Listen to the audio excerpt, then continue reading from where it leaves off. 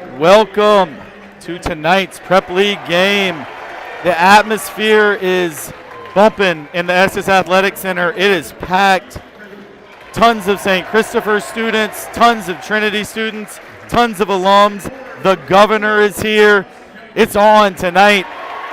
9-3 Saints of St. Christopher's, 9-3 Titans of Trinity. Friday night, Prep League basketball. What more can you ask for? Ryan Lloyd is here. I'm Rick Hamlin, and I cannot wait for this one. Ryan, talk to me. This is going to be great. I think this is probably the game that we've been waiting for. Yep. In terms of home games. Here come the Titans starting lineup.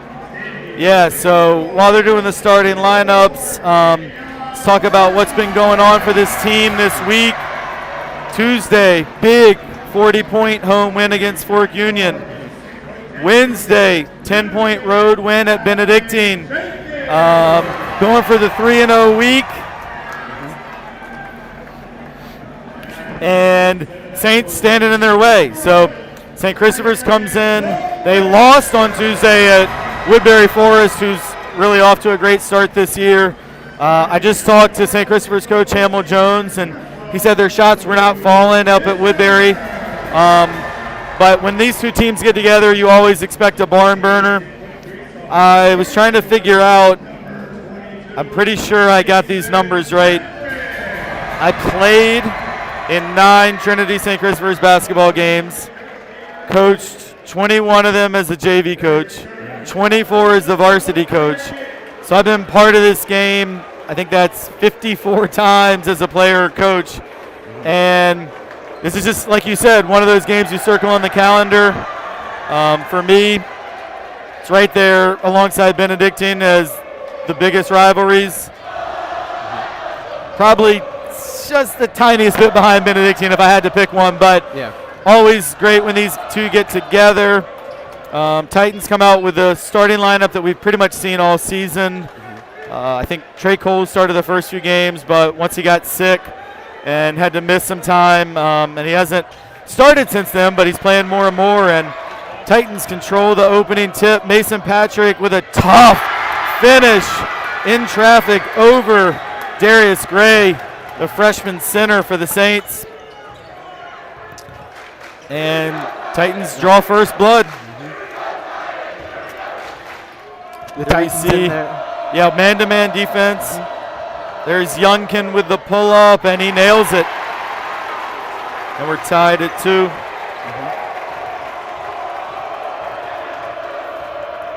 Luke Fisher brings it across the timeline. Saints also playing man-to-man. So in these big games, is there one player from Trinity that you're really looking for to have a huge game that it is going to make the biggest impact? Yeah, great question, and I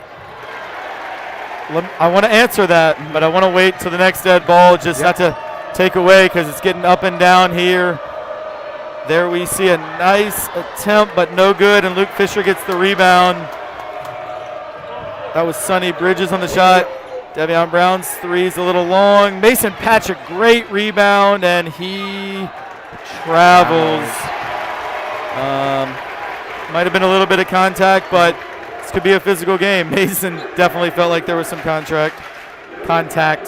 I wouldn't expect anything less than a physical game. Yeah, absolutely. Could not agree more. And that's good. You want them to let them play. Now that is not the kind of foul you want. Very minimal contact. I do notice that we have the same officials from the girls' game, and they had a very tight whistle.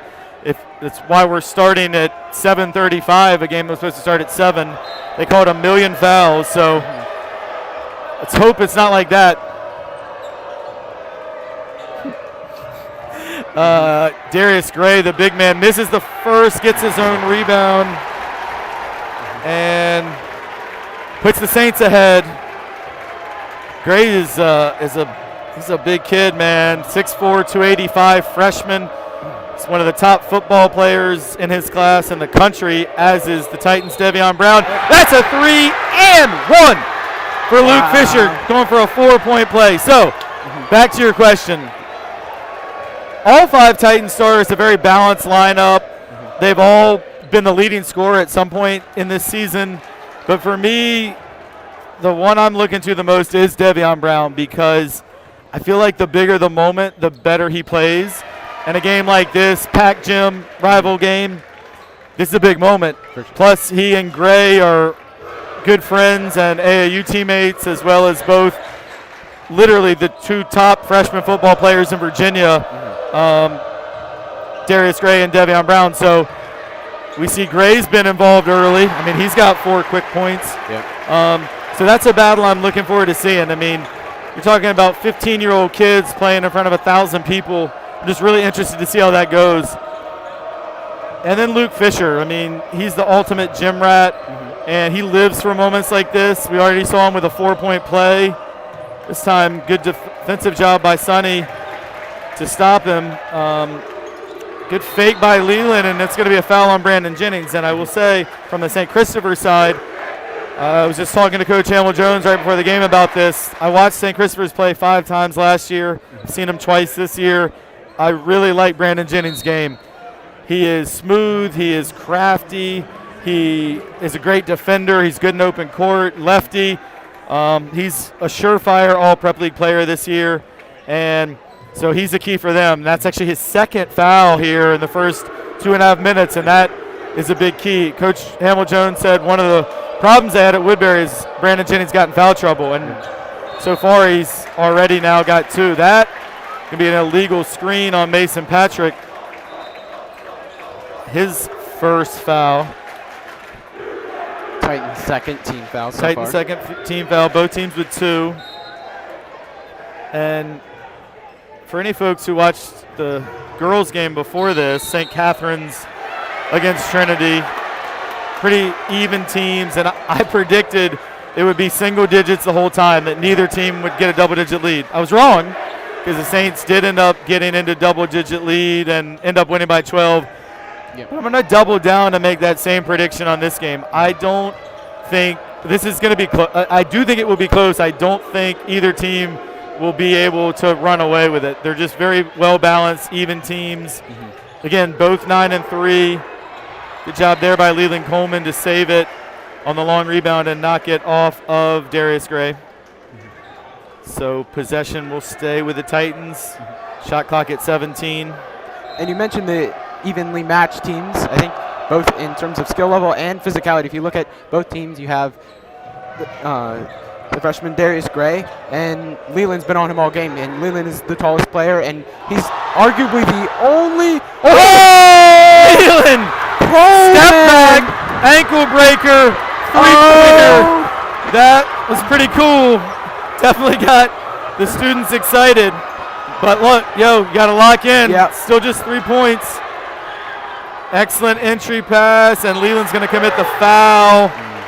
But I don't know if Big Bro Henry's watching out in Texas, but what Leland just did, Everyone put should that watch on his mixtape at the beginning and the end. That was quite a move by Leland. Gray's free throw is no good.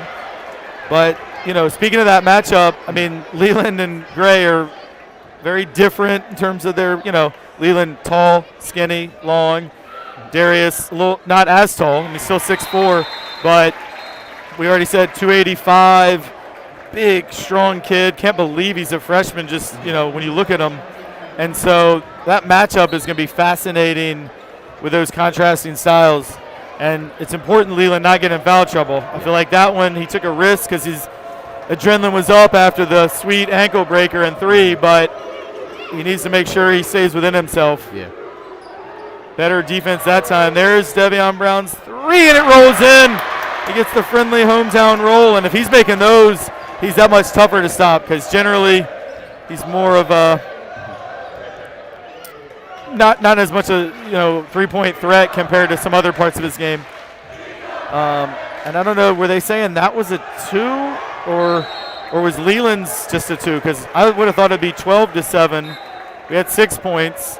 Leland hit his shot Fat Rat hit his shot. I would think we have 12, but one of them must have been on the line, and I apologize. I didn't see which one. I think it was Davion's. Okay. I think his toe might have been So over. long 2. Mhm.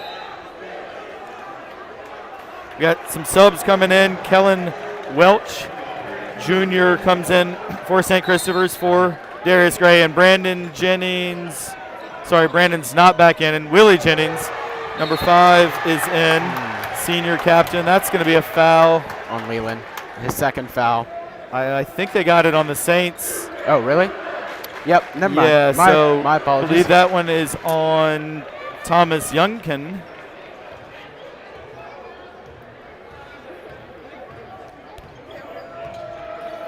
Good pressure by Bridges. We got Trey Coles, the first sub in for the Titans. Good defensive play by Welch.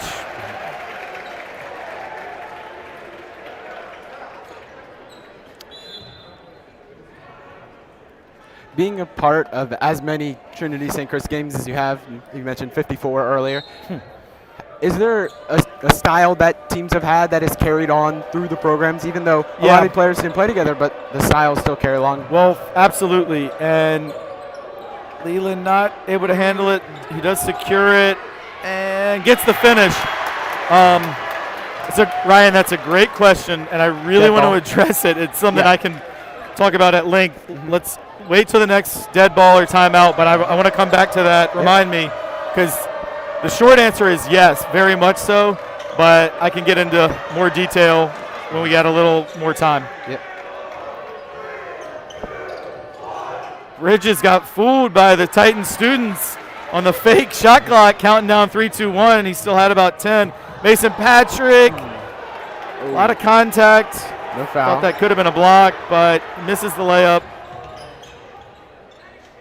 Bridges to Welsh, and he's going to travel with it right in front of the Titan students, and they're pretty fired up.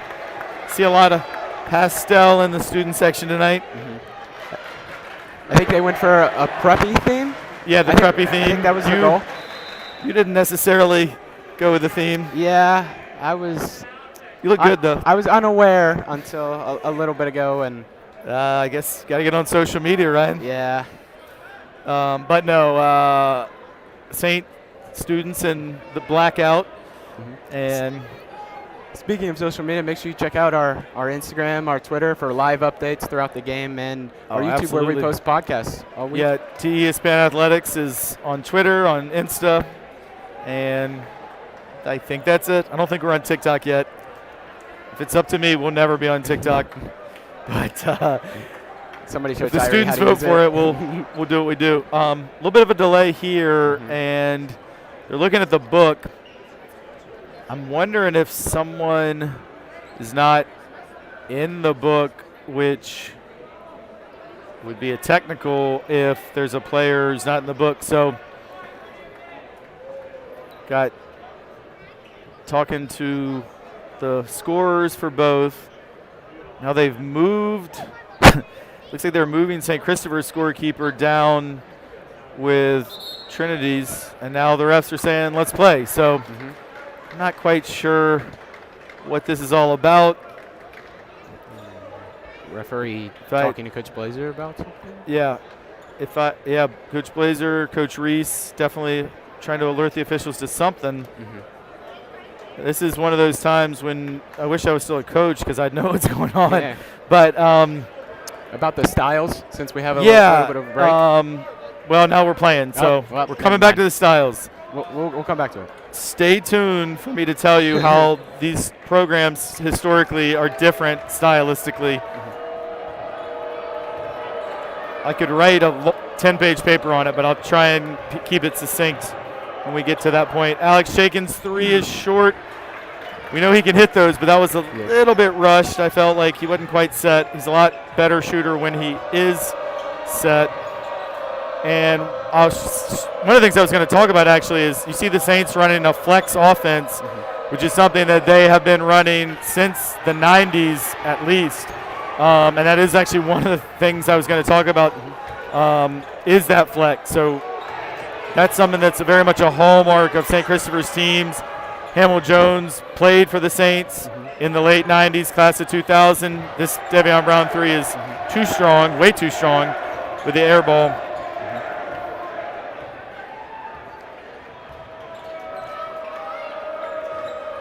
Here we see that flex again. And the thing about the flex offense, it's kind of old school, but you look for baseline cutters and cutters up to the elbow, and it's an offense that when you run it a lot, you can start to get clever with it. That's a 3 by Alex Shakin. That time his feet were set. Great pass, and that's a timeout being called by Coach Hamill Jones for the Saints, and he's calling a 30-second timeout. So I'm going to start to try and answer this question. So because Hamill Jones played for St. Christopher's, he was, I believe, a 4-year varsity player, would have been approximately 96 or 97 through 2000. When he played, they ran a lot of flex. More of a half-court oriented team, really like to execute. And also, I think, being a K through 12 school, you're able to do a little bit more of like implementing a style even starting at the middle school level. So whereas Trinity only being a high school, none of our guys really played together in middle school, or maybe 1 or 2 went to the same middle school. But generally, I mean, you look at 14 guys on the roster in a given year, they're probably from 10 to 12 different middle schools. So because of that, I think for me at least, stylistically, like it varied year to year what we did, because it really depended on personnel. And I do think Coach Jones has certainly done some things a little differently depending on personnel. When they had Gil Williamson a few years ago, who was a really long, athletic player who went on and played a little bit at Virginia Tech, like they did more pressing because he gave them great rim protection as a 6'8" guy who could block shots, so they could put more pressure on you. Same when they had Rodney Williams, which would have been around class of 2014, I think. But some years they haven't had that height, so then they'll be more of a half court defensively. And then I think Trinity, certainly the 10 years that I coached varsity, we love to press and run. I mean, that was just, all things being equal, that's what we wanted to do. So when we played St. Christopher's, we always want to try and speed the game up because they love to play in the half court, and we wanted to make it as chaotic as possible. And that time, they did not do great in the half court with the shot clock violation. I don't think the Saints were aware the shot clock was running down, and you hear the Titan students saying fundamentals. I mean, it's kind of a good point. Yeah. Coming out of a timeout, Coach Jones has got to be very unhappy that you have a shot clock violation out of a timeout. That's a great steal. And Brandon Jennings out in space is very difficult to stop. So credit Stuart Cosby with the interception and the assist to Brandon Jennings. This time Jennings takes a bit of a risk. Devion Brown, great pass out to Leland. So he sort of stepped in front of Chaikin. That's going to be a turnover by Leland Coleman, though. And we see Luke Fisher coming back in. Just 11 seconds to go, and I think that was a chance where you really want to get the last shot there. Shot clock was off. And I think if Luke Fisher had been in, he would have recognized that and said, like, let's hold it for one. Yeah. I don't think Leland knew, and this is kind of a free possession for the Saints.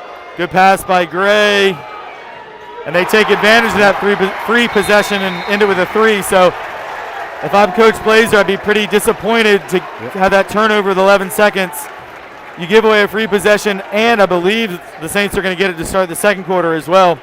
So kind of poor fundamentals by both teams in the last 30 seconds with the shot clock violation by the Saints and then unforced turnover by the Titans. But it was a good first quarter. Yep. Still within single digits, like I predicted. And I really do see this game staying within single digits. Even at 16-7, at 9 points, I was kind of surprised just because I think these teams are really, really evenly matched. And I will say, you're going to play each other at least twice, right? We'll play at St. Christopher's in a few weeks. And many times we've met in the Prep League tournament. Yep. I mean, gosh, we played St. Christopher's in the Prep League tournament in 2014, 2016, 2017, 2019, and 2020. So I would say more years than not, we did play a third time. One year we even played a fourth time at I think the Times Dispatch tournament. And so what I was making kind of a long-winded point here, but what I was going to say, that's why it's so important you win the home game. Yeah. Because you know in 3 weeks you're going to have to go play in their gym, different environment. Love playing at St. Christopher Scott Gymnasium. It's one of my absolute favorite places to play or coach basketball. But it's a tougher environment if you're Trinity, and it's a better home court advantage if you're St. Chris. So that's why you really, if you're the Titans, want to get this one. Yeah. And then going over there, you hope to get the sweep. But if you lose this one, that just makes that much more pressure when you cross the river a few weeks from now. And Devion Brown on Brandon Jennings. This is two really elite athletes matched up, and Jennings kind of got the better of him there with the hezzy, but missed the shot. Leland Coleman with the rebound. The Titans starters back in the game. All 5 of the originals.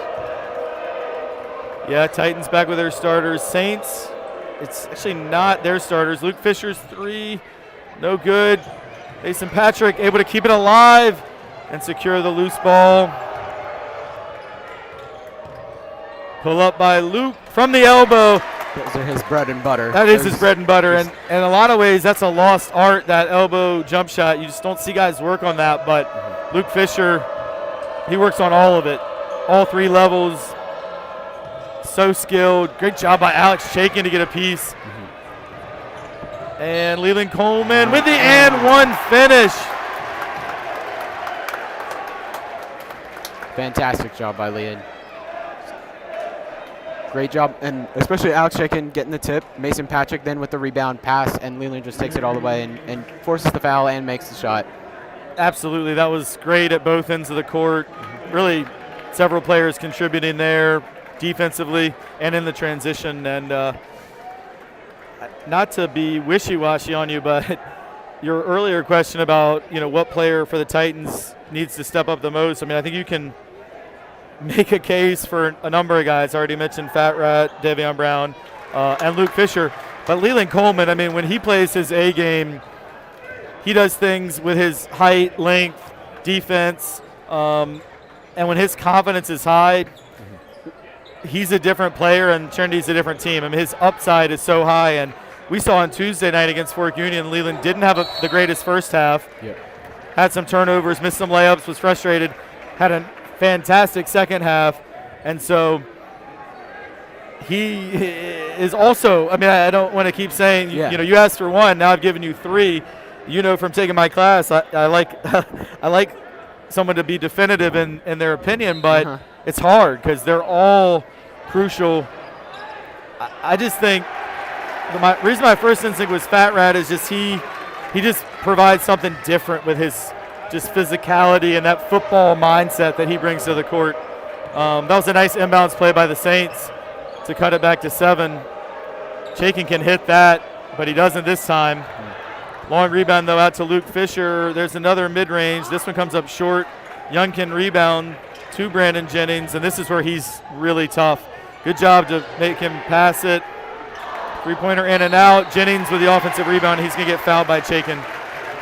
Yeah, Ryan, I just want you, when you see Brandon Jennings get open space like he had there, he's just really crafty. He's left-handed, but he can also go right, and I really like his game. I know I mentioned that already, but he's a guy that, for me, kind of checks all the boxes of what you look for in a high school player. As he misses that free throw. I don't know if he's a good free throw shooter. I don't know if he checks that box. That one was long, but he is unselfish. He has a good handle. He finishes well around the rim. He's a good passer. He's a great defender. And based on games I saw last year, he seems like a clutch player. I felt like he made big buckets. Like they beat Collegiate in the Prep League semis last year at Collegiate, and I thought he was the best player on the court, even though I think he technically was their 6-man last year. And we're going to have a 3-second violation as Andrew Jones was kind of camped out under the basket.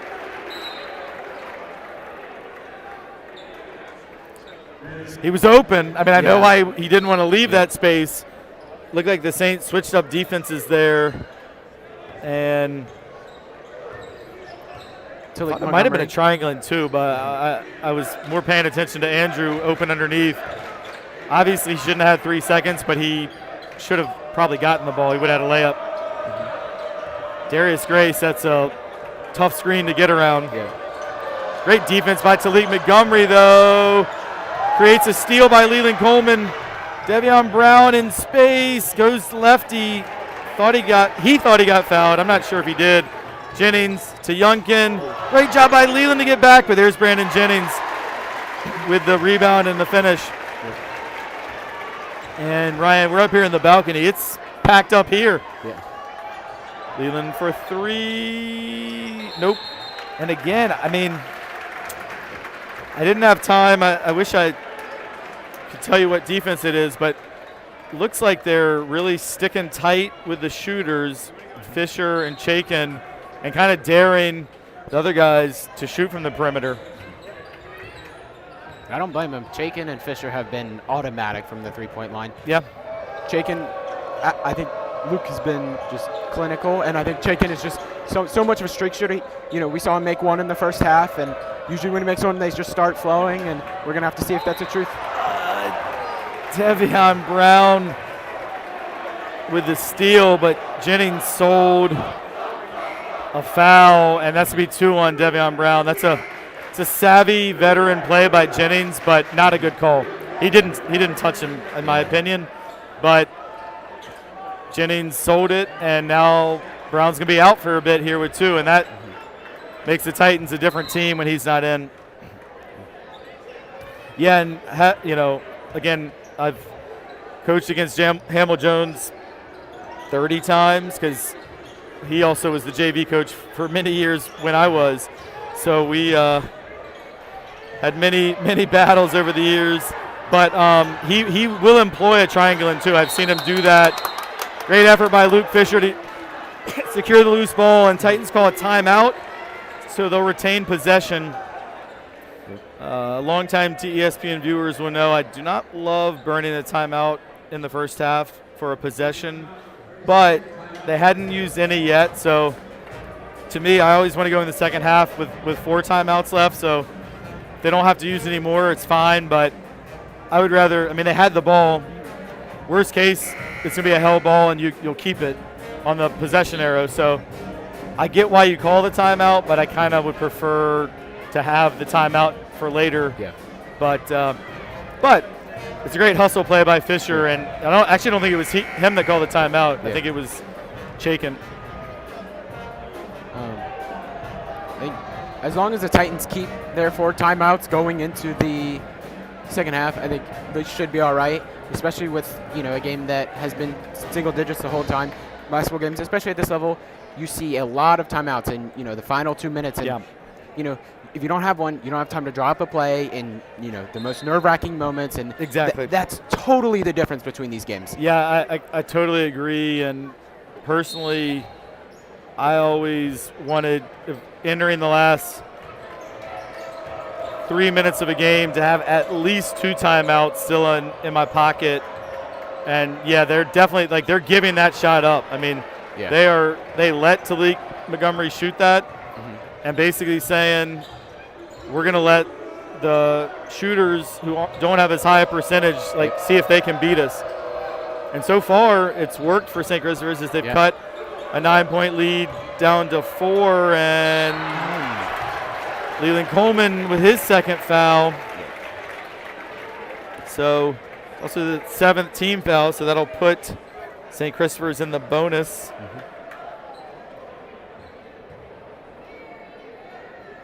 Thanks to producer Ash Bell doing double duty. Produced the girls' game. Still has a history paper to write tonight. Big day for Ash. Darius Gray banks in the first free throw. We saw one of the St. Catherine's players bank in a free throw in that game, and then I thought, well, maybe she did it on purpose. Then she switched the second. So you can't say it's on purpose unless you bank it the second time. And he didn't bank it, so he got lucky on the first one. Yeah. Good rebound by Trey Coles. So, yeah, this is 100% triangle and 2. They're going man-to-man on Chaikin and Fisher, and then basically leaving the wings open. Good defense there by Darius Gray. 12 seconds on the shot clock. And this triangle, too, for them has been, I think, very successful. They've cut this lead to 3 points now. Yeah. And, at one point it was at 9 when they were guarding man-to-man. Cutting off Chaikin and Fisher, the Taunton side shooters. There's another missed three by Trey Coles, and that's now at least, I think, 4 possessions in a row that Trinity has shot threes, but none by Fisher or Chaikin. Right? It was Devion Brown, then Leland, then Talik, then Trey, and Coach Hamill-Jones is going to let those guys shoot, and the lead is all the way down to 1 as Darius Gray uses his strength to get that layup off.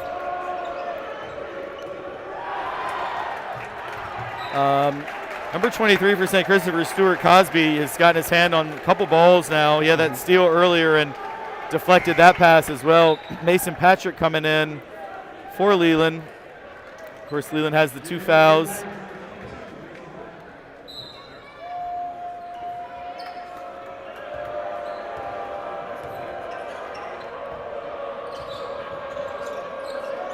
Trey Coles, another pretty open look, another miss. And I would suspect Trinity has not practiced against triangle and 2. It's not a defense you see very often. And so I think that they don't know whether they should run their man stuff or their zone stuff because it's kind of a hybrid. And another touch foul, some nearly 40 feet from the basket. And to be a 1-on-1 for Sonny Bridges, an opportunity for the Saints to take the lead for the first time. Trey Ferguson checking in for Alex Chaikin. Now that'll be interesting to see, as Trey Ferguson is not really known for his three-point shooting. Will the Saints switch out of the triangle and 2 with Fisher kind of the only high-level three-point shooter with Chaikin on the bench? Or do they stay in it and maybe guard Trey Coles or Mason Patrick? And sorry, I'm talking about triangle and 2 like everyone knows what it is, but maybe not everyone watching this knows what I mean. So in a triangle and 2, you have a 3-man zone, and then you guard the 2 best shooters man-to-man, and they are switching defenses. Now it's a 1-3-1. So they got out of the triangle and 2 with Chaikin out.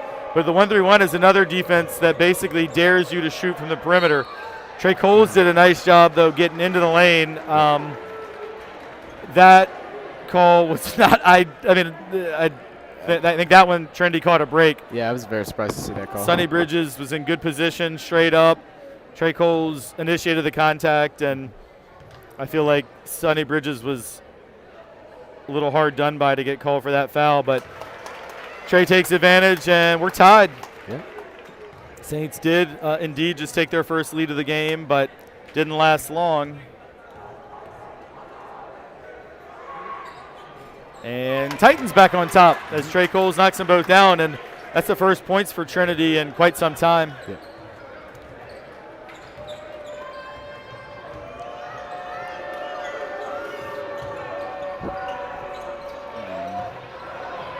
Good block, and good job by Willie Jennings. It's now Darius Gray, and Gray, I don't have a stat sheet in front of me, but he's got to be pushing double figures at this point.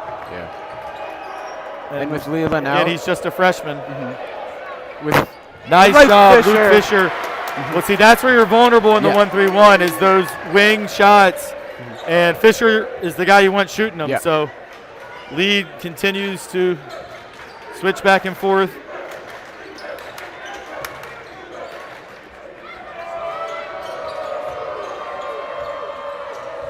And I was saying, with Leland out, Darius just has not as many contestants when they're under the rim.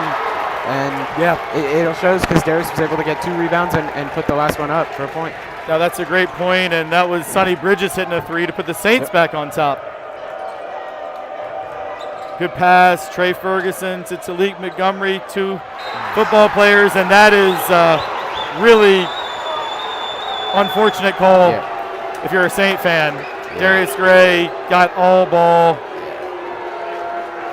It's only his first foul, but tight whistle. no, I mean, Titan fans saying you can't do that. You can do that if the officials don't call it, which it's not a foul. I mean, it should be pretty obvious I'm rooting for Trinity, but that's a bad call. Talik knocks it down, and tie game. And don't get me wrong. I mean, Titans have had a couple questionable calls go against them as well. And I do think, and to defend the officials for a second, there is a referee shortage, which means we have the same officials who ref the girls' game, ref in the boys' game. Yep.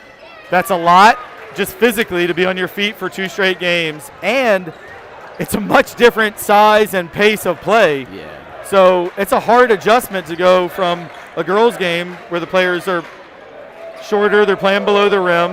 They're probably, on average, not quite as quick, even though they're great athletes as well. Yep. So that's tough. Trey Ferguson, strong take, no foul on that one. Luke Fisher's 3 is short. Another long rebound. Trey Coles stutter stepped, missed the layup. Want to give Colin Edsel a shout out as he got an offensive rebound that led to Fisher's shot. 1-point game. The shot clock and game clock are almost in sync, so the Saints really could hold for the last shot here if they wanted to. Titans need to be careful not to foul again way out from the basket. Good defense by Fisher to cut off baseline. 6 seconds. Trey's got to recognize 4, and it's going to be halftime. And Titans with a 1-point lead. 1-point lead. So we said it was going to be tight. It has been. Titans did push a lead out as high as 9, but Saints quickly got back into it. They took the lead several times, and I think we're in for an awesome second half. I don't know. We might do a halftime interview with somebody. I don't have anyone lined up yet, but I'm going to see if I can get someone do a quick interview here. Yeah. So stick around. Keep your volume up. Worst case scenario, we'll be back in about 8 minutes for the second half, but Governor Glenn Youngkin is here. I'm going to ask him if he wants to be interviewed on ESPN. He gets interviewed a lot. He might say no, but no harm in asking. Absolutely. I'm going to go ask Glenn Youngkin for an interview. If you want to hear from the governor, stay tuned.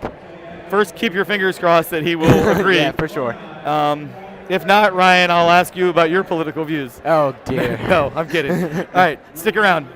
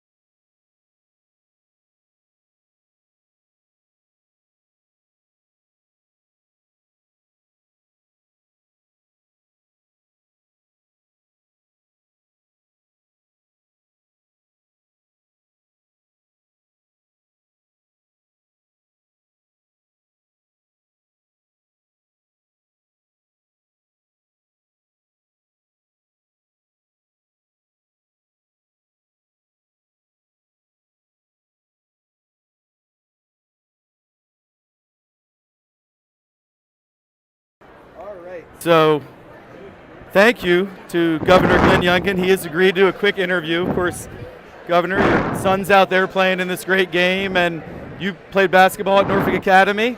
I actually checked the records because I did a history of Trinity athletics and went back through the archives, and you were the leading rebounder in the prep league in, I want to say, 1984. Yeah, so first of all, what a great game tonight. And you can see both teams just laying it all out there. The intensity's great, the crowd's loud, how much fun. And by the way, this is a great gym. Yeah. When I was playing, the Trinity Episcopal gym wasn't quite this. No, exactly. Well, as a Trinity alum, I did not play in this facility. I played in the same gym that you would have a few years before me. But yeah, this gym's amazing. Estes Athletic Center. Thank so much to the Estes family for making this possible, and it looks brand new. It's actually about 11 years old now. I mean, it is spectacular, and I just remember in the gym of old, if you went out of bounds on the far court, you were pressed up against the wall and maybe had to come out for a little while. That's what everybody remembers for sure. But so Armando Bacot, who plays for Carolina, of course, went to Trinity, and I coached Armando, and we still talk a lot. I got a chance to see them play. Carolina play in the Sweet 16 and Elite 8 last year in Philadelphia. And I noticed this summer he came back to Richmond and did an event for youth, and you were there. He did. So Armando and I have met along the way, and I'm just so impressed by the fact that he has stayed engaged in his home community, and he runs basketball camps. And so last summer I had the great privilege of being able to talk to his campers. And I will tell you, don't be mistaken, Armando's mom runs the whole show. She is an incredibly impressive woman. I mean, he is a great ball player, and he's a really good student. Yes. What I really was impressed with him is he pulled me off to the side and started talking to me about his business marketing class at school and how important that was to him. So I'm so happy he stayed for his last year. Yeah. He's going to graduate. He'll have a great NBA career, but he'll build a business along the way. I couldn't agree with you more. I had the privilege not only to coach him for 4 years, but teach him in U.S. history class as a 10th grader, and you're right, his mom, Christy, is amazing. But when I saw the picture of you two together, and I tweeted, little known fact, two gentlemen who led the Virginia Prep League in rebounding,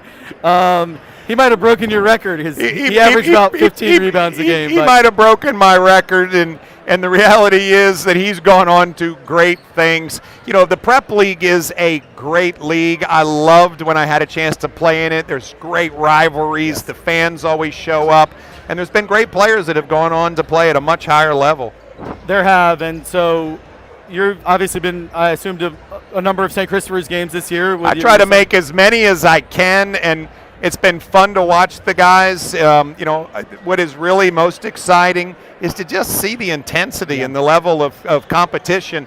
We were up at, I didn't get a chance to go, but I had to watch the live stream at Woodbury this week. That's a tough place to play. They pack that gym. They're loud. They're good. I'm looking forward to St. Chris getting them back here, Yeah, though. for sure. Well, I was talking to Coach Hamill Jones, who is a friend, and we've coached against each other many times, and he said it was packed, and that gym has a wooden ceiling which amplifies the noise, and it's one of the loudest gyms I've ever been in. Yeah, I remember my freshman year in high school, we played up at Woodbury, and I was a freshman, and that place scared me to death, and I think we lost pretty badly. Well, we got about a minute till the second half starts, so let me just finish by asking you, as an alum of the Prep League, as a great high school basketball player back in the day, what's your fondest memories of playing high school basketball at Norfolk Academy? Well, my teammates. And so one of my best friends, Eric Acra, is the head coach at Norfolk Academy today. And I have one of the guys I played with, Stock Watson, who's come to work in our administration. And my friend Doug Wetmore is on the Board of Visitors at UVA. We have just stayed tight. It is a strong, strong bond that teams have, and I just encourage everybody, if you have teammates, stay in touch with them for life. Absolutely. Several of my 1996 Trinity teammates are here. Might see our banner. We won a state championship back in '96, so we're still lifelong friends, and I think that's a great message. And thanks so much for taking the time, Governor Youngkin. Thank you, and let's really watch a great second half. Absolutely. Thanks so much.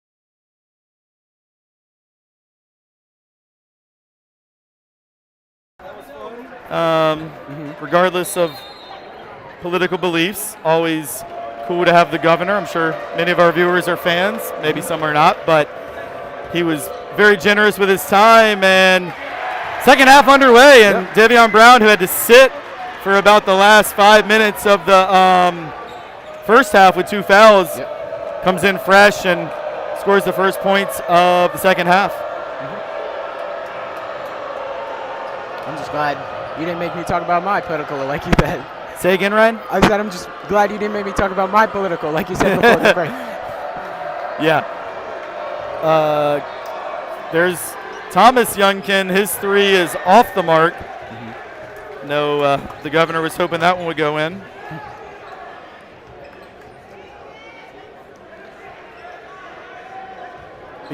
Not the best pass there. Good job to pick that off by Zach Murphy. This time Youngkin with a nice head fake gets the defender up in the air and cuts the lead back 2-1.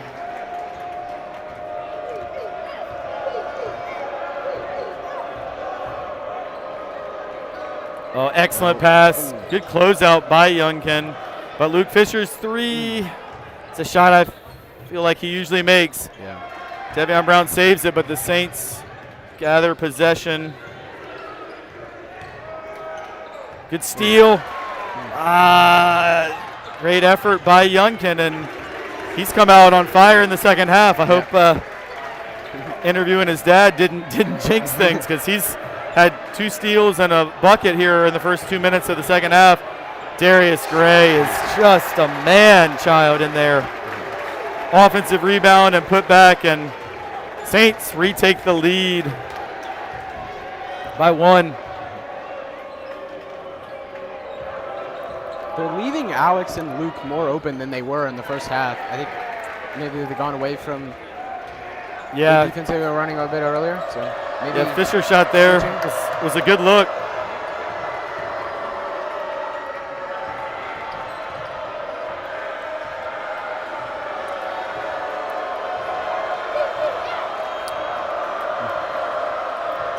Screen set. Still looking for space. Oh, great pass by Brandon Jennings. Gray missed the layup, got his own rebound and puts it back in. And you'll see that happen sometimes where it's a timeout called by the Titans. You see it happen sometimes where, you know, Gray, that first layup, he probably makes that 90% of the time, so no one really boxed out because they expect him to make it. But he knew he was going to miss because he knew it felt weird coming off his hand, and so he gets his own rebound.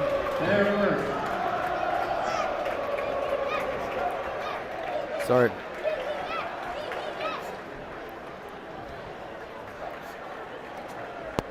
Yeah. So sorry, had a little issue with my volume there for a second. But Saints, this is actually their largest lead of the game at a 3-point lead. Yep. And as we just look around, Ryan, during this timeout, tons of alums here. Yep. Which is awesome to see. See the student sections with some barbs going back and forth. And it's really no place we'd rather be right now than absolutely not at this game. Devion coming back to help with the inbound pass. It's regarding full court pressing on Luke Fisher.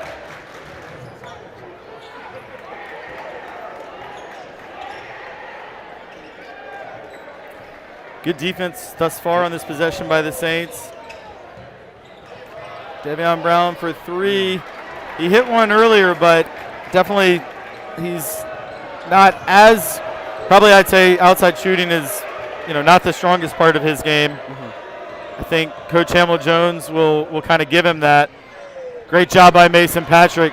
Gray's been such a force on the boards, but Mason did well there to box him out. Leland Coleman is fouled. I think it is going to be before the shot, though.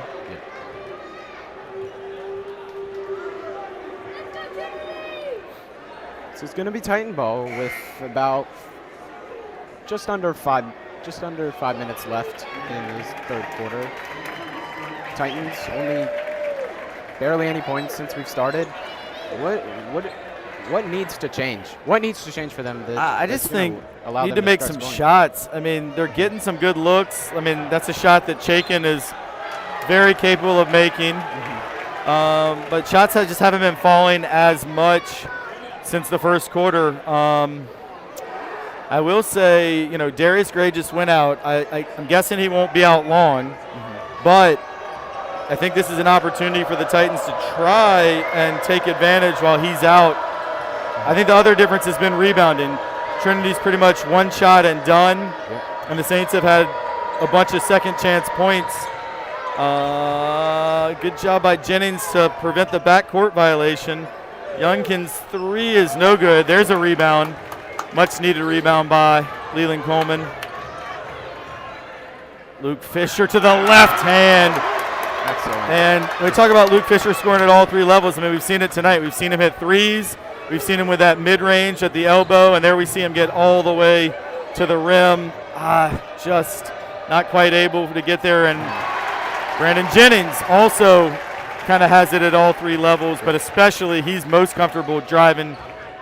Coleman with the Euro. Nice finish by Leland. Once again, a 1-point game, and I mean, this is exactly the kind of game we expected, and it's what we're getting. With Gray out, I think Leland's going to be called on even more than usual to just step up. He's the tallest player on the court right now.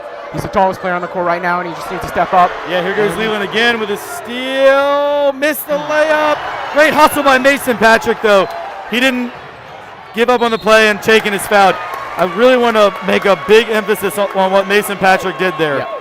The other three Trinity players were still behind midcourt. They just assumed Leland was going to score. You can never assume that. Mason Patrick hustled in. Alex Chaikin is going to shoot 2 free throws. And if he makes these, Mason Patrick he technically won't get an assist, but he should. Yeah. Because these points would not be possible without Mason Patrick's effort to track down that missed layup by Leland Coleman. And makes the first. So that's at least 1 point that you got to give it to Mason. And also Leland for getting the steal. All right, so timeout St. Christopher's. Coach Hamill Jones uses their second timeout. They'll have 3 to go. It's a tie game. We have 11 minutes and 15 seconds left in regulation, combining the 3:15 of the third and the 8 minutes of the fourth. It's a tough one to call right now, Ryan. This is, I would describe this game right now as poised on a knife's edge. Could go either way. All tied up. You can't. I know we've said it numerous times. You can't ask for anything better. This is just typical high school basketball at Trinity. Yeah, so one thing I think to look for here is Chaikin will go to the free throw line. Is if he makes it, obviously that gives the Titans the lead again. But I look for Darius Gray to come back in, and he indeed he is. I thought he would.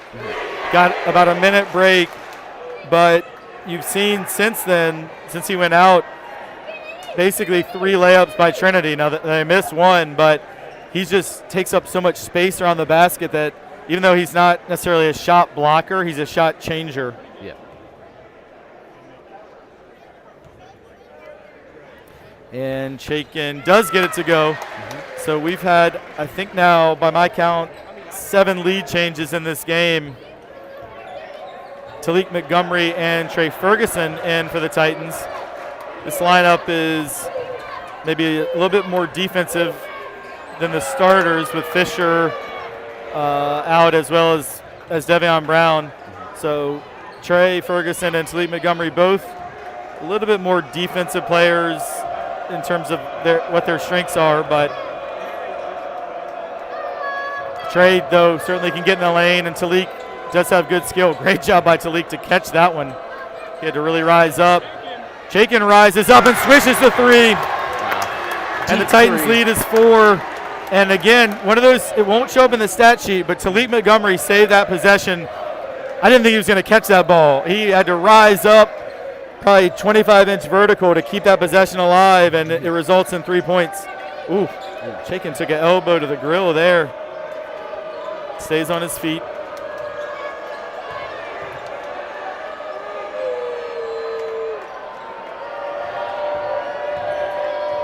Good take by Youngkin, but the shot is off, and it's a shot clock violation. So it's going to be white ball. Yeah. Yep. Went out on Trinity, but shot clock violation trumps that. And Luke Fisher checking back in. The Saints' second shot clock violation of this game. Yeah, that's right. Yeah, I think for the team on defense for a shot clock violation, you see this a lot in UVA games. Really, it's a really uplifting play. Like you shut them down for 30 seconds.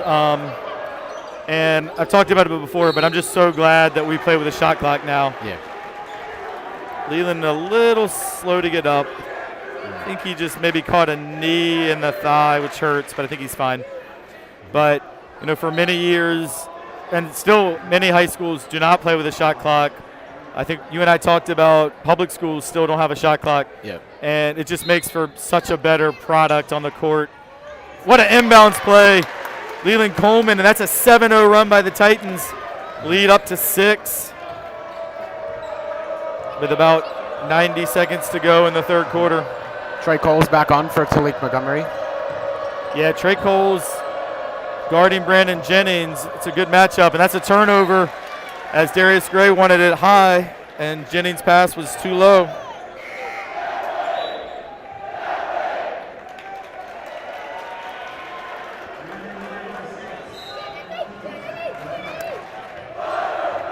Just over 1 minute left in the third quarter. We're going to see Yeah, this some quick momentum passes for the Titans. It's a big one. Not quite. Good look. Trey Coles is not hitting any perimeter shots tonight. And that would have been huge, but now the Saints have it as we go under the 1 minute mark. That's a 3. Air ball. Gray with a rebound. Back to Jennings. This time it's Sonny Bridges. His 3 is no good. Good rebound by Leland Coleman as he boxes off Darius Gray, who probably is, outweighs him by probably 100 pounds. Yeah. I mean, they list Gray at 285. I don't know. I'm not as good at estimating weights, but Chaikin for another 3. He's feeling it. Lead is back to 9. That actually matches the biggest lead of the game for the Titans. Shot clock is off. 15 seconds left in the third. Saints need a bucket. That's a deep 3, and they get it to go. Good shot by Zach Murphy. But the Titans will have one more chance. I hope they're aware. 5. Mason draws a block. Not a shooting foul, I don't believe. Coach Blazer's asking for a shooting foul, but I don't think he's going to get one. 1.9. Titans are going to look for just a quick inbound pass to a shot. Yeah, they're going to put in Colin Edsel for some height, maybe look for a lob. And I do want to point out for our viewers, because your scoreboard says 1 second, but it's 1.9, which, I mean, that 0.9 gives you an opportunity for an extra dribble. Yeah. So 1.9 is you can catch, dribble, and get a shot off. Got Leland on the lob, missed it. But it's a well-designed play, but Leland got a little bit pushed off course. So we'll head into the fourth quarter. 6-point lead for the Titans. And I think we're in for a good fourth quarter here, Ryan. No doubt.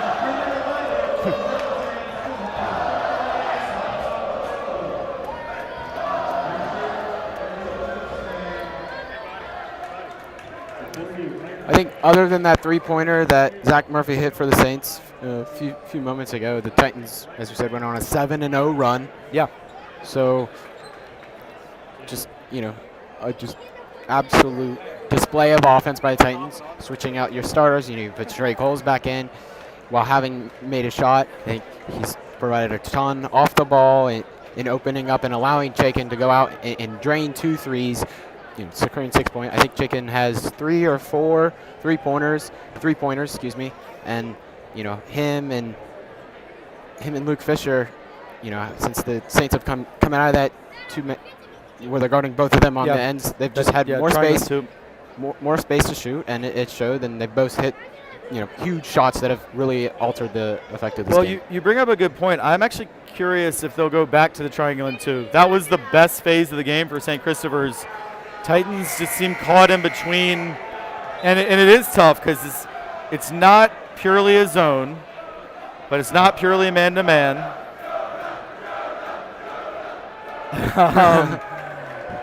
Jonah Barzell getting a shout out, freshman at Hampton Sydney, back as so many alums are tonight, and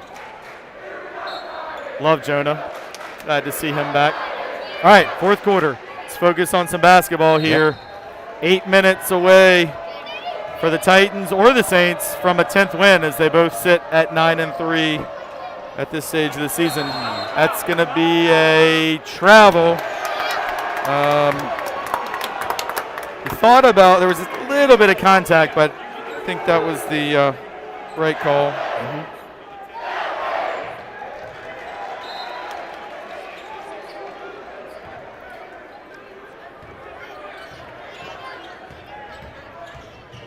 Nason Patrick for three is long. He can make those, but again, probably not the strongest part of his game. And it looked like the Saints were happy to let him take it.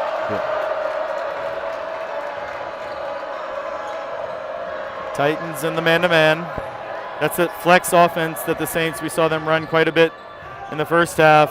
Jennings thought he got away with a hook there, but he makes an excellent pass off to Darius Gray, and the lead is cut back to 4. Jennings and Gray have both had great games for St. Christopher's. Devion Brown with a charge. That'll be his third foul. And the Saints, this first minute of the fourth quarter, have grabbed some momentum with a stop, a bucket, and a stop, and now a third foul on Devion Brown. He's staying in the game, though. Mason Patrick's going to get a rest as Trey Coles comes back. Looks like the Titans are going to try to press full court, man-to-man. And that was actually the first team foul on Trinity in the second half. Unlike the girls' game when there were lots and lots of fouls. I think St. Catherine's was in the bonus before the end of the third quarter. Trinity managed to play the entire third quarter without a foul.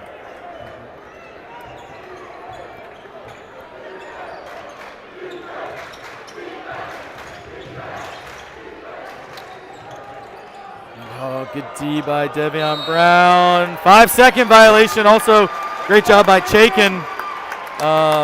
But you got to give a lot of credit to Devion Brown. That's another one. I've mentioned this several times today. He won't get a stat for that. It's not a steal, but he created a turnover by denying Brandon Jennings that pass. And I'm always looking for those, like, kind of, I guess you'd call hidden stats that win ball games. Trey Coles three. Yes, he got it to go, and we needed that. I mean, just someone besides Chaikin or Fisher to make a three.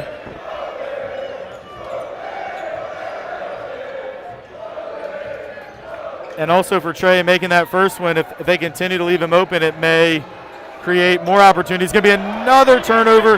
Chaikin makes the layup, and the lead is back to 9. Timeout by Coach Hamill Jones and the Saints. Titans students are loving it.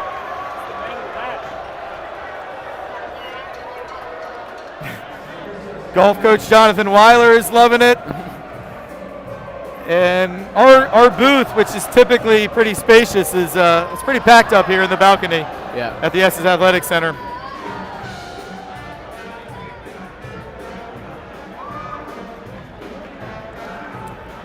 But at the same time, Ryan, right now, if I was in the Titan huddle, I would be saying you got to keep your foot on the gas.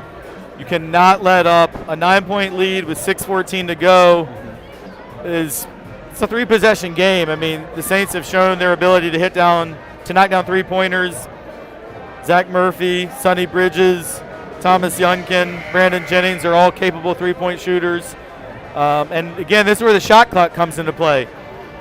In many high school leagues that don't play with a shot clock, you get a 9-point lead with 6 minutes. You'll see teams try and run minute off the clock, just take the air out of the ball, metaphorically speaking. But you can't do that with a shot clock. The Titans have got to continue to be the aggressor And the fact that there's only one team foul allows them to be aggressive defensively because you don't have to worry about putting them on the free throw line yet. The one person you don't want to get a foul, though, is Devion Brown, since he already has 3. He needs to be careful, but otherwise, no one else with more than 2. Good D there by Leland Coleman to force Gray a little bit away from the basket.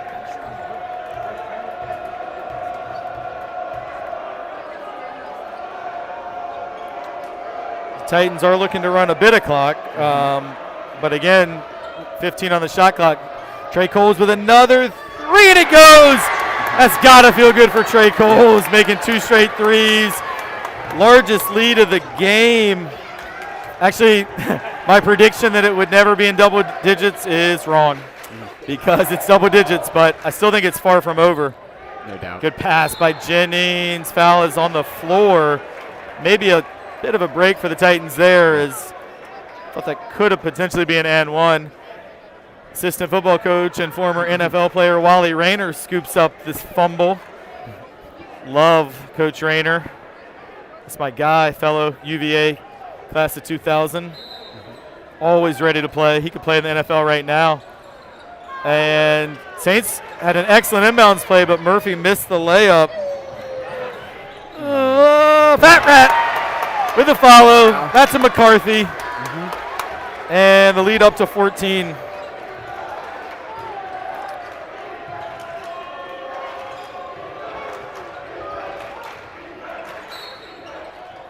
Jennings draws a foul. Hope it's not Fat Rat's 4th. It is. And I think, again, I believe he said it's not a shooting foul, which I don't agree, but I'm almost positive the ref said it was on the pass. No, he is shooting. I guess I misinterpreted what the official said. All right, that's 4 on Devion Brown, which is not good. No. I mean, you're glad to have a 14-point lead, but he's just so good defensively, and he's, I mean, you know, Brandon Jennings is the Saints' top player, and he's had a good game, but when Fat Rat's on him, it limits what he's able to do. And him, even if he's coming out now, but even when he goes back in with 4 fouls, it limits his aggressiveness a little bit. Jennings makes both free throws. Mason Patrick subbing in for Fisher, which I don't think Luke Fisher's been out yet this half. I mean, I wouldn't leave him out too long. Just his ball handling is so important, and you would assume the Saints are going to amp up the pressure with a double-digit deficit.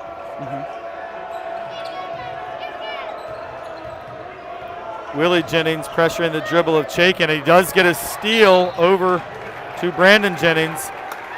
Yeah, kind of a smart foul to prevent the transition opportunity. Ryan, I don't know if you watch much NBA basketball, but in the NBA, that would be what they call a clear path foul, which is a free throw plus the ball, which I think is a good rule change in the NBA. But we do not have that in high school or college, so that is a smart foul, and it's only Chaikin's 2nd. Yep. Great job by Brandon Jennings to get a layup.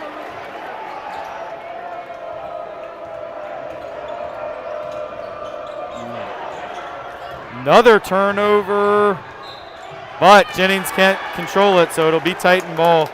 Interesting that that was not a shot clock reset, because I thought if possession was deemed to have gone to the Saints, it would reset the shot clock, but they're going to say, because I kind of thought they had it, but they're going to say it never changed, so fair enough. Trey Coles needed to come back for that. Good steal by Youngkin, and it's quickly, that 14-point lead is down to 8. Momentum is back on the side of the Saints with just over 4 minutes to go. Scoreboard stopped for a few seconds there, which is not what you want if you're a Titan fan. Foul on Sonny Bridges, won't be a shooting foul.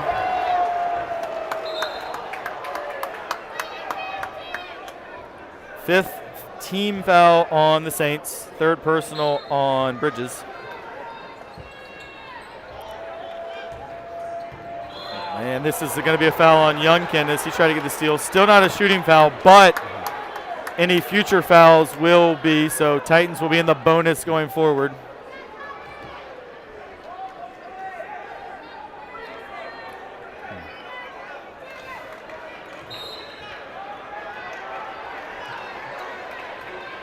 once again, not the smoothest getting the ball in on the sideline there. The Saints just looking to add pressure, just hope to get some. And that's another turnover, and that's, what is that, 3-4 straight turnovers, but Trey Coles gets it right back. He's going to go strong. Mason Patrick with the left. Good job by Leland. Oh, he missed it, and now a foul on Mason Patrick. So, Ryan, the last minute or so, this game has gotten a little bit sloppy. Yeah. At both ends. That foul was on Mason Patrick, his third, 5th team foul, so still not a shooting foul.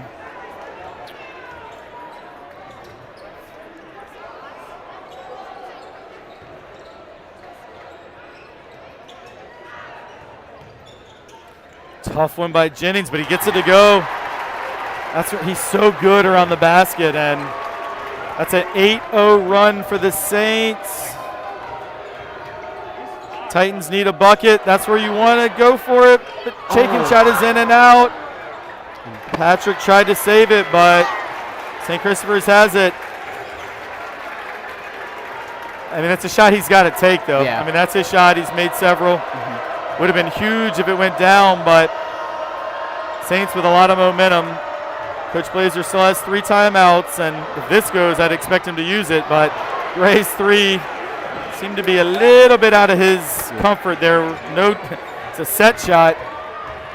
Fisher, they call it timeout, which I know Luke Fisher likes to attack the basket, but I think that's a good timeout. I think Titans haven't scored in several minutes, and you want to get a great shot here. So I like the timeout, and we talked in the first half about, I specifically said as a coach, going into the final 3 minutes, I want to have at least 3 timeouts, and the Titans did.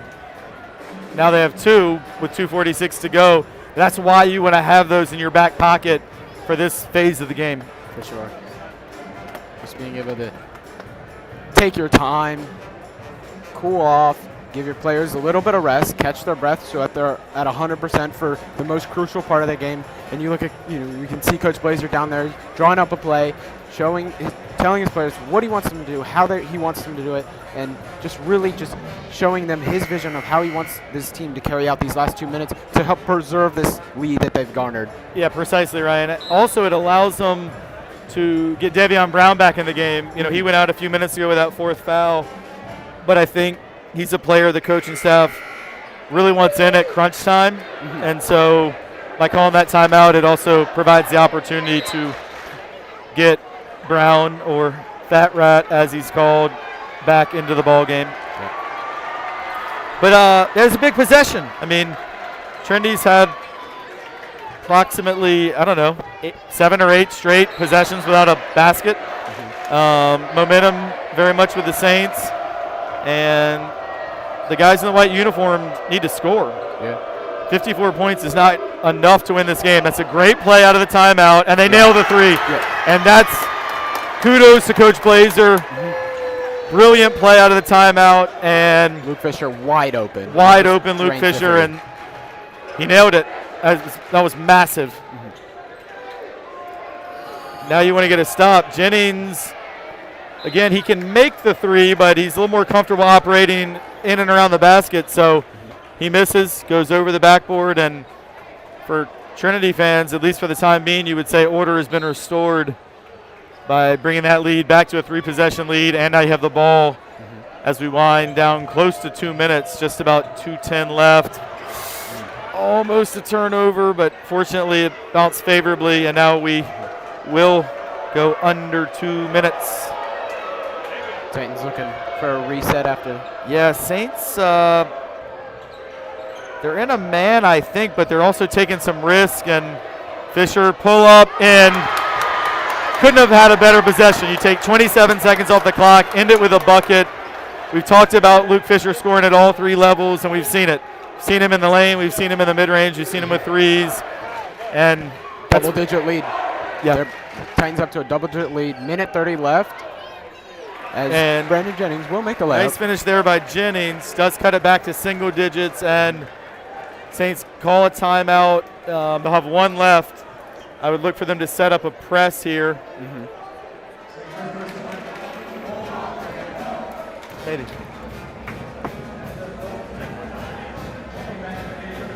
With a single-digit lead, do you think St. Chris starts fouling soon, just to try and just get momentum, stop, and more importantly, stop the Titans' momentum from their point of view? Yeah, I would expect the Saints to press and not foul immediately. Look to get a steal, and they've been successful getting steals this fourth quarter at times. But I would think that if they don't get a steal,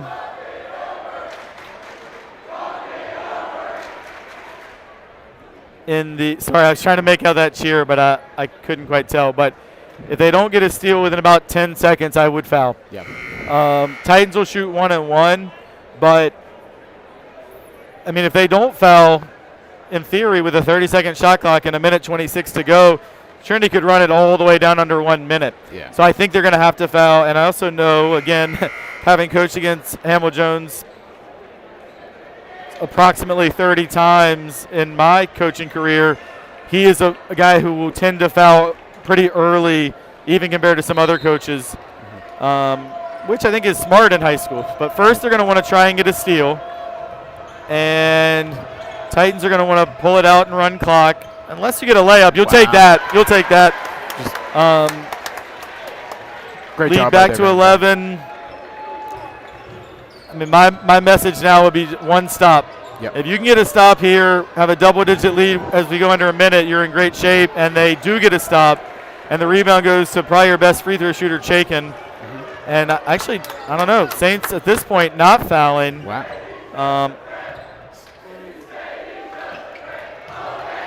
Yeah, if you're Trinity, just run clock. I don't know that I would want that shot. I mean, I know Leland's feeling it tonight, but I think you just want to run the clock there. And that's a three and a timeout by St. Christopher's. I mean, to Leland's credit, he's saying my bad. He shouldn't have shot that. 18 seconds on the shot clock, step back three. And coaches didn't like it. I didn't like it. I mean, Leland's had a good game. Love Leland. Didn't love the shot. St. Chris take advantage, get all the way back down, and they make a three-pointer with 35 seconds to go. And they weren't even fouling. I mean, I think they were more or less resigned that it was basically over. But Leland is, I mean, he's taking responsibility, and at that point, that's all you can do. That's also one. I mean, if it goes in, it's ball game. I mean, it's kind of a nail in a coffin. But I would have rather run the 18 seconds off. Sometimes us coaches can be cautious, I look to Leland's leadership though as the co-captain. For sure, and he's coming out of the game, and I don't really have a problem with that either. I mean, I think that reinforces that we didn't want that. All right, this is crucial that Trinity get the ball in bounds. Ideally, you want to get it to Chaikin or Fisher as your strong free throw shooters, and Saints do foul immediately, which I think at this point you have to. Like we said, with a minute 26, you had time to try and get a steal, but now you have to foul immediately, and they did. And now Luke Fisher will come to the line. The Saints putting back in Darius Gray and Zach Murphy. Yeah, and we've seen Murphy hit a three, at least one, maybe even 2 threes actually. And Leland Coleman does come back in, which I also like that. You sit him for a minute and teach him that was a bad shot, but you don't put him in the doghouse either. And he's also one of your best defenders, rebounders, and rim protectors. And Fisher swishes the free throw. And this one's big because if you can get it back to 10, I mean, that would be a 4-possession game. And it does. So he switched them both. Now Talik Montgomery comes in for Luke Fisher.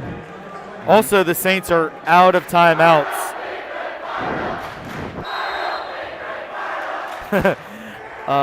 That would be what we call trolling. See. Fat Rat with a little bit of a freshman mistake there, because Saints without timeouts in high school, the clock doesn't stop after a made basket. You should have let that ball bounce. You could have run a few seconds off the clock. He immediately got it out. Yep. He wanted to get it in before they could set their press, but the thing is, like in college or NBA, it would stop on a made basket. But in high school, that ball bounces. You just let the clock run, and the no 5-second count doesn't start till you pick it up. Yeah. No So- need to set the press. No I mean, need to avoid it. hopefully you think the lead is big enough, especially with Chaikin at the line, that Yeah. it's not going to matter, but that's still a teachable moment for the freshman.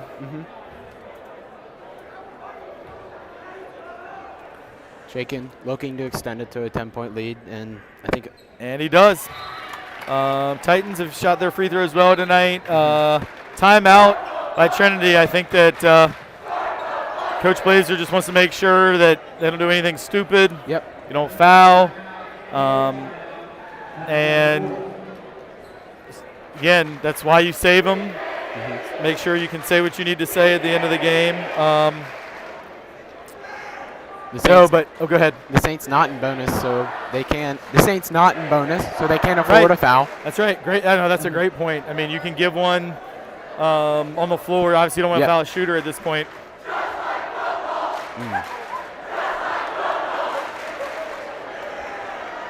Yep.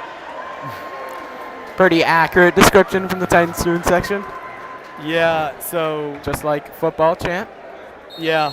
Well, the thing is, I mean, yes, and I wouldn't say it's just like football. That definitely was, I think, 42-7. This is a little closer, but Yeah. I mean, the other thing you have to remember is these teams are going to play each other again at least once at Scott's Gymnasium at St. Christopher's in 3 weeks.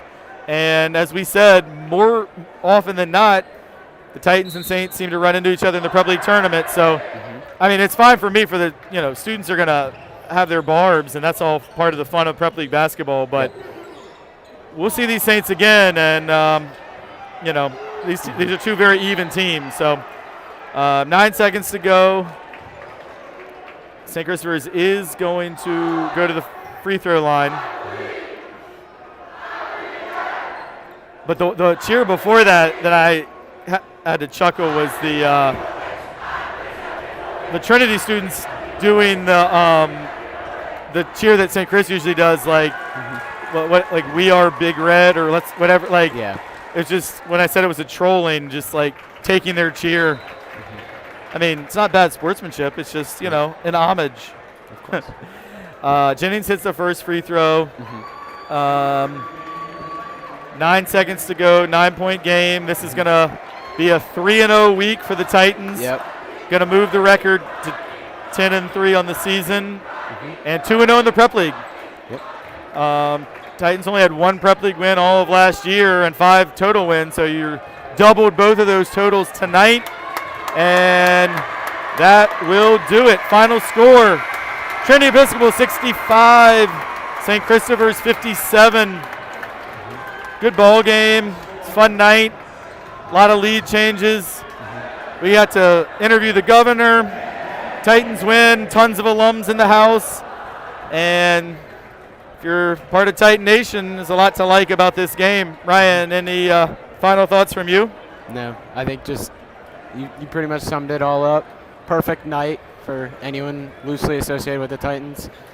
I think it's glad to have a packed gym and come away with a great win against a hometown rival. Yeah, couldn't agree more. I believe the next game is at Stab, who's the Prep League favorite next week. So that's a really tough one coming up. Let's see if I'd love to get a quick post game with Coach Blazer if he's up for it. Hold on one second. Let's see if we can get him. Yep. Stick around. I'm gonna try and get Coach Blazer up here. Okay. I'm gonna take the headset off for a minute. See if we can get him. Ryan, feel free to talk. Reese! Hey, Steve Reese! You wanna go up? All right, I think that Coach Blazer is going to join us. Yeah. No. Yeah. You can come too, Reese. Yes, I was yelling at Coach Reese to try and get the attention of Coach Blazer. But we got Coach Blazer. So he's coming up. Excited to talk to him. Little post-game interview. Ryan, when he gets here, you'll hand over the headset. So let me ask you, I know you kind of gave your final thoughts, but for real this time, any last thoughts before we head into the three-day weekend? Nope. Just hope everyone has a great weekend. And just couldn't be happier right now. All right, no place man. I'd Well, rather thanks. be. Great job by you tonight. I believe we don't have any boys home games next week. I think we do have a girls broadcast on Tuesday. And the next home boys game, I don't know when it is, but you'll be here, I hope. All right, Coach Blazer's here. And congratulations, Coach. Thank you so much. Thanks for coming up. Thanks for the time. You may not know this. Got a chance to interview the governor at halftime. So you got a big hurdle to climb to be the best guest of the night. But that was a heck of a game. Great first quarter. Second quarter, not as good. A little bit of foul trouble, a little bit of sloppiness. Great third quarter. They cut into it, but finished off well. That was my impressions. What's your impressions? Yeah, I mean, they're a disciplined team. They don't beat themselves. And so in the second quarter, we got in some foul trouble. They went triangle 2, and that was fine. And I want our guys to continue to be confident to shoot the ball when they're open. And I have confidence in them making that. And it was just finding a balance of lineups with a little bit more shooting and also making sure that we're guarding Jennings and we're in position on the other end because I knew it was a long game and also aware of like timeout or not and knew that, we might need those late. So let's talk about for the triangle 2 for a minute. It's always, to me, a little bit tricky as a coach because it's not exactly a zone. It's not exactly man. You don't see it much these days. How did you feel like you could attack it? And clearly, at least for a few possessions, it was not. It kind of stalled our momentum, but then we kind of got him out of it. Can you just talk about your mindset of how to attack the triangle 2? Yeah, I mean, I think there's two things. Like your instincts, like, all right, let's screen for the two guys they're denying, but those guys have to be screeners as well. Yeah. And then we were getting open shots. It was just the percentage shooters of who were taking them. But like I said, the guys that were, I still have confidence in them making those, and they've made shots this season. So they got to continue to take those shots when they're open. I think at halftime we were able to talk a little bit more about things. Some of it's spacing, some of it's who's screening who, and just spacing. And that's all great, but we gave up 7 offensive rebounds and 7 second chance points in the first half. I was more upset about that. Yeah, that one of my friends who was watching did text me like, we got to get a rebound, and that as a coach is just so frustrating because you know what you have to do, but the guys have to do it. And Gray, to be fair, like it's not easy to box out at 285 and as athletic and powerful as he is. But let me ask you this, shifting gears. You talk about the atmosphere and the environment of this game tonight. Awesome. I mean, I walked out, I guess after we talked at 7, and it was like I had chills. The student section was ready. There wasn't a seat on the side out there looking, and they were into it the whole game. So it was a really fun game to coach in. And now we've had, for 3 straight games, we have played really hard. It's not perfect, but we're going to make mistakes. We don't have a ton of experience. We have experience from the guys from last year, and now we got some new guys. Yeah. Trey Cole's never played high school basketball until this year. Davion's a freshman.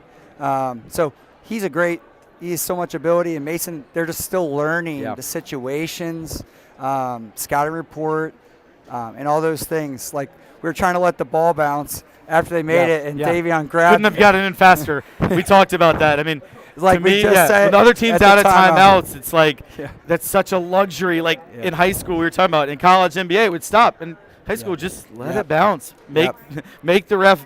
You can run 5-7 seconds, and he could. It was a hot potato. Yeah, that was a rookie mistake. But it's nice to learn those things when you win. When you win, for sure. So I know you want to get to your guys. Let me just wrap up with this week, 3-0 week, including 2 league wins. You know, you and I talked over the summer and even prior to last year about, for Titan Nation, there are 3 opponents that are the most important to beat, and 2 of them were the last 2 games, and you beat them both. 1 on the road, 1 at home, both in electric environments. Still early in the season, really, but can you put this week in perspective? I'm really proud of our guys. I'm really proud. I put everything I have into it, and they know that, and they've put everything into it too, and they're really taking strides, and it means a lot. I mean, the rivalries, I'm newer to them, it being a coach in them, but I feel it, and I wanted to win so badly every game, but these especially, and I'm proud of our guys for taking steps. We keep saying it. Our goals are year-end, and so we have to keep getting better. And we're still got to clean up things, and I think they understand that. They're finally understanding that, and our practices have been getting better. For sure. So I know I told you that was the last question, but I do want to end by giving you props. And Ryan, my partner, and I thought your allocation with the timeouts was brilliant, and we talked about having a few in your pocket late. And then they had some momentum. You called that one when the lead was, I believe, down to 6 with just under 3 minutes. Drew up a play, and the guys executed it perfectly, and ends with a wide-open Luke Fisher shot in front of the student section that was kind of a dagger. I mean, it wasn't over, but you needed a bucket. Had about 7 straight empty possessions, and it's got to feel good to call the timeout at the perfect time. The guys ran the perfect play. Your senior captain hit the big shot. So Yeah. you don't have to necessarily answer, but that was a masterful job, I thought. Yeah, I let out a little bit of emotion there. I was proud of them for executing that. Based on how they were playing, those 2 guys, I thought that was a really good set for us to run. So it's a great week, like you said, and we're going to enjoy this one. And next week's tough, but we're going to enjoy it tonight. You should. Well, congratulations. Our new best guest of the night, Coach Andrew Blazer. After a 3-0 week, Titans up to 10 wins on the season, 2-0 in the league. And, yes, a big week next week, but they'll focus on that starting tomorrow. But got to enjoy this one tonight. Final score, once again, Trinity Episcopal 67, Trinity Episcopal 65, St. Christopher's 57. Thanks, everybody who joined us. It's an awesome night. We'll see you next time. Thank you, Coach.